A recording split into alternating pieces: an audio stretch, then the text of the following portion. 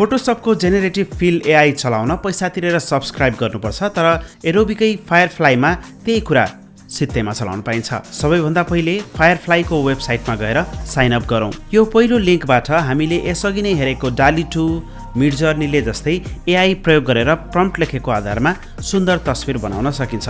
त्यसका लागि यो बक्समा प्रम्प्ट लेखेर जेनेरेट गर्न सकिन्छ। तर आज हामी जेनेरेटिभ फिल र एक्सपान्ड गरेर तस्बिर सम्पादन गर्ने कुरा गर्दैछौँ। त्यसका लागि अघिको होम पेजमा भएको जेनेरेटिभ फिलमा क्लिक गरौँ, सम्पादन गर्न चाहेको फोटो अपलोड गरौँ अनि त्यहाँ भएका टुलहरू चलाउन थालौँ। म यो तस्बिरको दायाँतिर एउटा फुलको भाँडा राख्न चाहन्छु। त्यहाँ गएर यो ब्रस चलाउँछु अनि यो प्रम्प्ट बक्समा गएर लेख्छु। जेनेरेट गरेपछि एकैछिनमा 4 थरी भर्सनहरू तयार हुन्छन्। मन परेकोलाई किपमा क्लिक गरौँ अनि अरू कुराहरू पनि थप्दैछौँ। म यो सर्टलाई जिन्स ज्याकेट बनाइ हेर्छु है त। मन परेको सम्पादन भइसकेपछि डाउनलोड गरौँ। यो वेबसाइटमा अर्को एउटा पनि रमाइलो काम गर्न सकिन्छ, त्यो हो टेक्स्ट इफेक्ट। यसमा क्लिक गरेर इफेक्ट राख्न खोजेको टेक्स्ट यता, त्यसमा कस्तो इफेक्ट राख्न चाहेको हो त्यसको प्रम्प्ट यहाँ लेखौँ र जेनेरेट गरौँ। मन परेको इफेक्ट तयार भएपछि त्यसलाई डाउनलोड गर्न सकिन्छ।